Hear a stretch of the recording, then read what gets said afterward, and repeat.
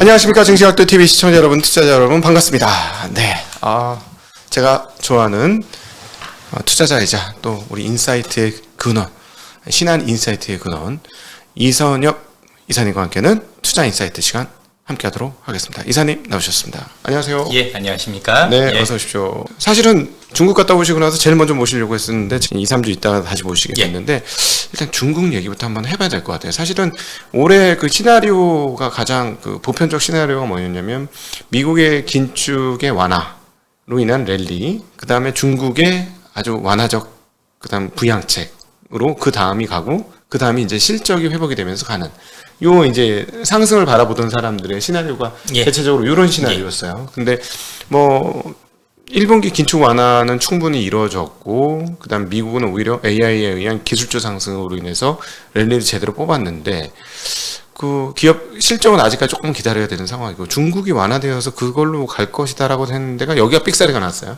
그러면서 아시아 증시가 좀 오르다가 덜컥덜컥하고 그랬었는데 중국 어떻게 봐야 되는지 조금 저희가 안봉을 좀 얻고 싶습니다. 우선 그 앞서도 말씀을 주셨지만 올해 시장에서 국가별로도 또는 업종별로도 사실 정확하게 나눠보면 지금 말씀 주신 것과 개를 같이 하는 것 같습니다. 우선 미국이 새롭게 공급망을 구축하는 국가들 예를 들면 인도하고 일본이 제일 많이 올랐고 반면 중국과 관련된 국가거나 또는 중국에 대한 노출이 높았던 산업별로는 사실 수익률이 좋지 않았던 게 이제 올해 시장의 컨셉이었던 것 같아요. 네, 맞아요. 우리 시장에서도 아시겠지만 최근에 시장에서 굉장히 좋았던 산업이라고 본다라면 사실상 중국보다는 미국에 특화되어 있는 기업들, 예를 들어서 우리가 아는 2차 전지도 그랬을 거고, 송배전도 마찬가지였고, 여러 가지 산업군들 보면 미국이 새롭게 무엇인가 하는데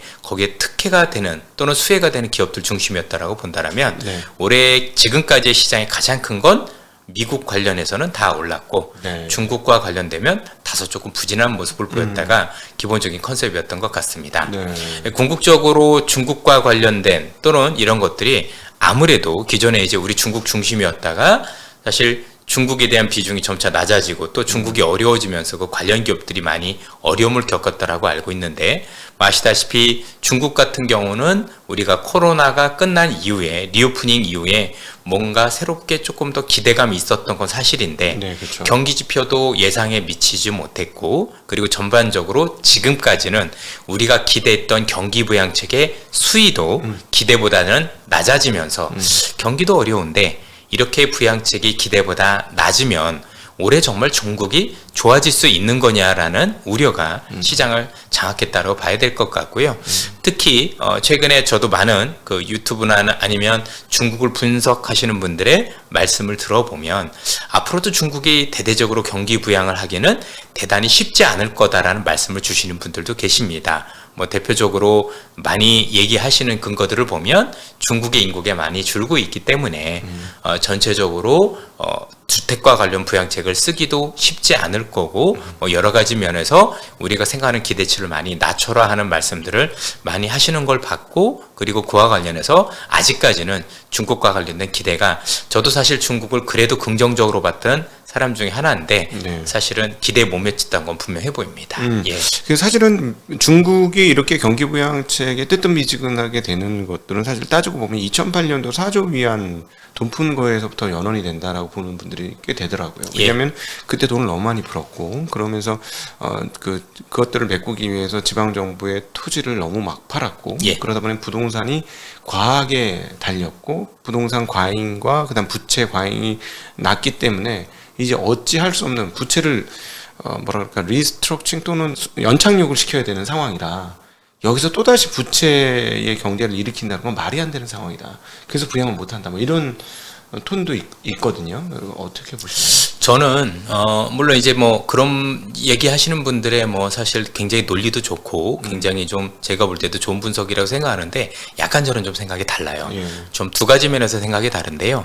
하나는 왜 그동안 중국이 저렇게 부양책이 뭐 강력하진 않더라도 뭔가 우리가 생각했던 만큼 부양책을 쓰지 못할 것이냐에 대해서 보면 저는 여전히 미국이 생각보다 긴축을 강하게 했기 때문이라고 생각을 하고 있어요. 무슨 말씀이냐면 중국 같은 경우 경기를 부양하기 위해서 특히 이제 누가 보더라도 상식적으로 경기를 제대로 부양하려면 부동산과 관련 부양이 일정 부분 들어가 줘야 되잖아요. 그렇죠? 예. 꼭 우리가 알고 있는 이게 아니더라도 특정 산업군에 대한 부양이라도 제대로 돼야 된다라고 생각을 하는데 사실 그러기에는 결국에는 금리라는 걸 조금 건드려줘야 되고 통화정책이라는 걸 더 완화를 해줘야 되는데 중국이란 국가가 미국하고의 금리 차가 많이 커지면서 특히 올해 들어서 중국 같은 경우는 경기가 어렵기 때문에 금리를 조금 내리는 모습을 보였단 말이에요. 네. 그런데 미국은 이제 금리를 굉장히 크게 올렸고 이 과정 속에서 올해만 중국에서 160조 원에 달하는 돈이 중국의 채권 시장에서 빠져나갔어요. 네. 즉 미중 금리 차가 굉장히 커지면서 너무나도 큰 돈이 빠져나갔고 또 돈만 빠져나간 게 아니라 이러면서 위안화가 약세로 돌아섰죠. 네. 그럼 중국 입장에서 놓고 보면 위안화가 크게 약세가 됐다는 것 자체가 놓고 보면 수입 물가 자체가 올라온다는 얘기가 되는 거고 또 중국인들 입장에서 우리가 흔히 얘기하는 구매력이 좀 떨어지는 거게 되겠죠. 그래서 좀 되짚어 보면 중국이란 국가가 뭔가 지금 경기 부양책을 쓰기 위해서는 환경이 좋지 않은 거죠. 즉 지금은 경기 부양책을 써도 자기들이 원하는 만큼의 경기 부양 효과가 미국의 긴축 때문에 나올 수 없는 환경이라고 보고 있는 거예요. 예. 그러면 저는 바꿔 생각을 해서 앞으로 미국의 긴축이 어떻게 될지는 알 수 없으나 우리가 어느 정도 부분에서 미국의 긴축이 거의 끝나간다라는 판단이 들고 네. 이게 글로벌적으로 어느 정도의 공감대들이 형성되면 그만큼 중국이 그래도 경기 부양책을 현재보다는 더 강하게 쓸 수 있는 환경이 제공될 것 같다. 그렇게 보면 정말 우리 기대만큼 될 건지는 알 수는 없으나 네. 저는 지금보다 조금 더 강한 경기 부양책을 쓸 수 있다라고 아직까지는 생각을 하고 있습니다. 물론 중국과 관련해서는 섣부른 기대는 이제는 하실 필요는 없다라고 보여지고 네. 그래도 경기 부양책이 실제로 나올 때 행동에도 늦지 않다는 부분이 있는데 뭐 최근에 뭐 중국과 관련해서 놓고 보면 여러 가지 관련해서 경기를 슬쩍이라도 부양하려는 의지들은 많이 보이고 있어요. 최근에 플랫폼 기업과 관련해서 뭔가 긍정적으로 이들 기업을 최근에 리창 총리가 격려를 해준다든가 그렇죠. 금요일에 그런 일, 목요일에 그런 일이 있었잖아요. 목요일에 그런 일이 있어서 그래도 이 친구들이 어느 사업을 키우려고 하는구나라는 의지도 보여줬고 아직까지는 우리 기대만큼 아니라고 하더라도 얼마 전에 LPR이라고 불리는 대출 그렇죠. 우대 금리를 0.1% 이상 내렸다라고 보면 경기 부양에 대한 의지는 여전한 것 같다. 네. 다만 아직까지는 그 경기 부양을 했었을 때 뭔가 그 부양과 관련된 효과가 훨씬 더 좀 반감될 수 있는 시기다 보니 조금 더 기다리고 있다라고 보는 게 첫 번째고요. 두 번째는 전 이렇게 생각을 해봤습니다. 사실 경기가 굉장히 어려울 땐 우리가 보면 논리적으로 생각하면 되는 게 아니라 사람의 몸처럼 생각을 하면 되는 게 전 경제였던 것 같아요. 네. 무슨 얘기냐면 논리적으로 보면 중국 경제가 이렇고 앞으로도 이럴 것 같아서 이런 건 못 쓸 겁니다라고 생각할 수 있지만 저는 사람의 몸이라고 생각하는 건 이렇게 생각합니다. 중국이 지금 아프다라고 한번 가정을 해보세요. 경기가 어렵다는 얘기는 중국이란 몸을 생각을 하면 네. 중국의 사람의 몸이랑 아픈 거잖아요. 그럼 이렇게 생각해 보면 어떨까요?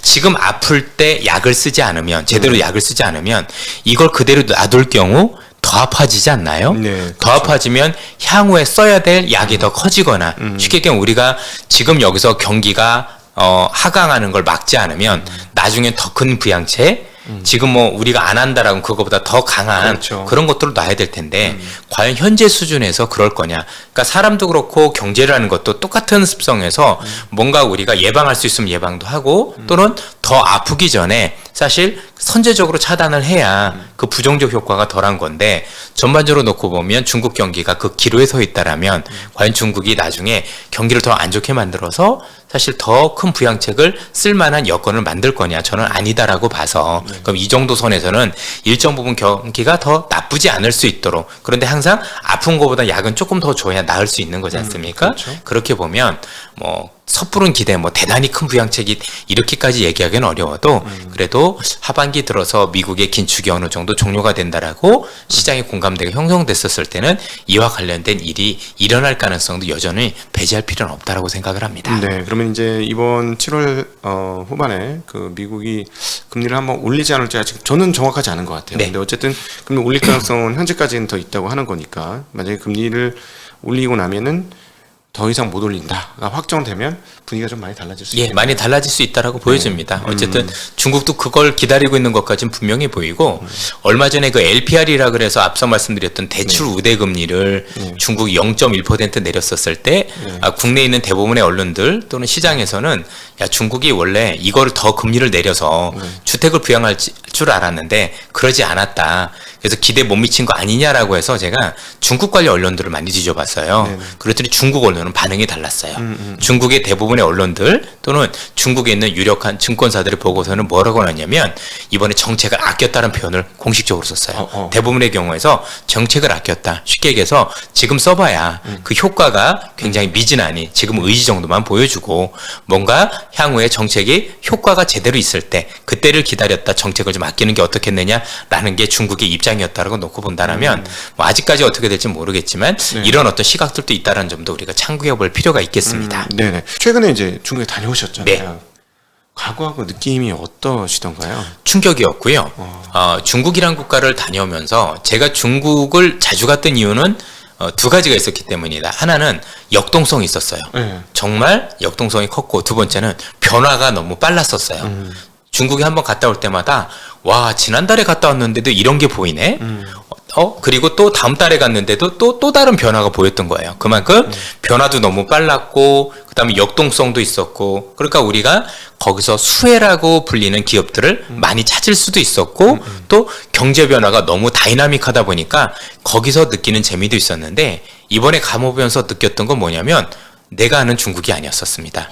역동성도 없고 예. 그리고 우리가 알고 있는 경제에 대한 활력도 중국이란 국가가 이렇게 활력이 떨어져 있나. 자, 중국에 가서 말만 안 했으면 내가 옛날에 일본을 간 느낌 그런 느낌을 받을 정도로 왜 이렇게 경기가 어렵지? 네. 근데 사람들이 왜 이렇게 활력이 없을까? 네. 그리고 이전에 비해서 그렇게 많이 변한 게 없네? 라고 느낄 정도로 생각보다 우리가 신문에서 봤던 또는 언론에서 느꼈던 게 허는 아니었구나. 정말 중국 경기가 어려운 상황에 처해 있는 건 맞구나라는 걸 사실 몸으로도 많이 느끼고 왔습니다. 제가 아시겠지만 이 코로나가 있기 전에는 거의 10여 년 이상을 거의 매달 중국을 갔었기 때문에 그래도 뭐 중국에 계시는 분만은 못하겠지만 전체적으로 중국에 대해서는 그래도 많이 봐왔고 그 변화를 느꼈었는데 이번에는 그래도 한 3년 정도 만에 갔었으면 더 많이 변했을 거라고 상상을 했고 혹시 내가 못 보던 게 뭔가 있는데 물론 바뀐 게 없진 않았지만 제가 봤던 그런 변화는 아니었던 것 같아요. 그럼 여러 가지 생각이 드셨을 것 같은데 왜 그렇게 됐을까요? 팬데믹 때문에 눌려서 그랬을까요? 아니면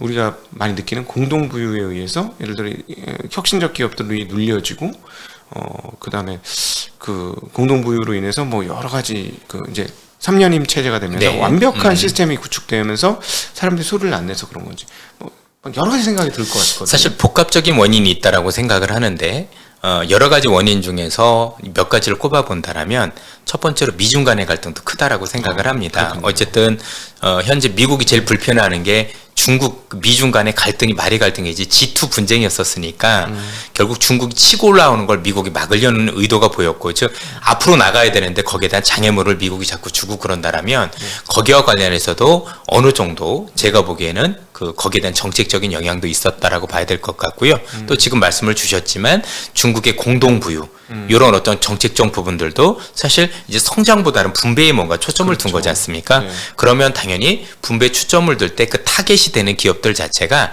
그동안 시장을 이끌었었던 수많은 빅테크 기업단 말이에요. 그렇죠? 우리가 그럼 마윈의 알리바바라든가 근데 이런 기업들 뭐 굉장히 그동안 어려움을 되게 많이 겪었었고 청년들의 일자리가 제일 많은 게 이런 빅테크 기업이라든가 교육 관련 일자리라든가 또는 체육과 관련된 일자리였는데 기억하시겠지만 중국에서 사교육들 다 잡아버렸잖아요. 그렇죠. 학원들 다 문 닫아 그거 이랬었고 근데 영향이 컸을까? 많이 컸어요. 왜냐하면 청년 실업률 20% 안에는 이 영향들이 다 들어가 있었기 때문에 대부분 청년 실업률이 있었던 업종들이 다 이 업종들이에요. 빅테크, 그다음에 체육 관련, 그다음에 지금 말씀드렸던 사교육과 관련된 이런 일자리에서 생각보다 많은 일자리가 줄었다라고 감안을 한다라면 중국이 실업률이 올라간 것 이게 중국이 공동부유에서 취했던 정책과 별 무관하지 않고 굉장히 생각보다 관련이 깊었다. 이렇게 봐야 될 거라고 보여지고요.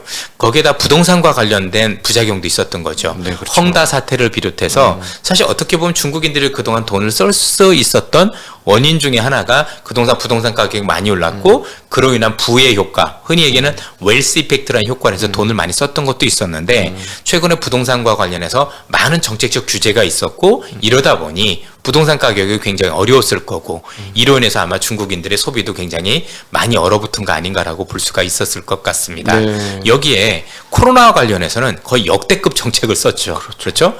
거의 뭐 몇 달 동안 집에서 나갈 수도 없는 우리나라 같은 경우나 미국 같은 경우는 이랬을 경우 보조금이라도 줬지만 중국은 그런 게 없었거든요. 그러니까 진짜 생으로 다 죽은 거예요. 생각을 해보면 그러다 보니까 한 가지가 아니라 이런 여러 가지 정책들이 복합적으로 됐고 특히 중국의 경제 또는 정치적인 정책 자체가 이전하고는 다른 모습을 보이다 보니까 중국에 있는 인민들 자체가 앞으로 시장에 대한 불안감들도 많이 있다 보니 저축은 하되 자꾸 이제 내가 있는 돈을 쓰거나 이러지는 못하는 게 현재까지도 진행되고 있다고 보여집니다. 그러니까 코로나에서 너무 충격을 많이 당하니까 사람들이 돈 쓸 생각도 못하고 너무 황당하게 당했으니까 어떤 저축을 하면서 예비하고 대비하는 그렇죠. 시스템이 불안한 거죠. 예. 뭐 코로나가 언제 또 있을지도 모르겠고 중국의 정책 자체도 우리가 알고 민간 기업에 대한 규제도 많이 강해진 것도 사실이고 또 미중 간의 갈등 때문에 사실 중국에 있는 기업들이 우리가 아는 글로벌로 뻗어나기도 이전만큼 쉽지 않은 상황인 그렇죠. 거고 거기다 부동산 가격도 좋지 않고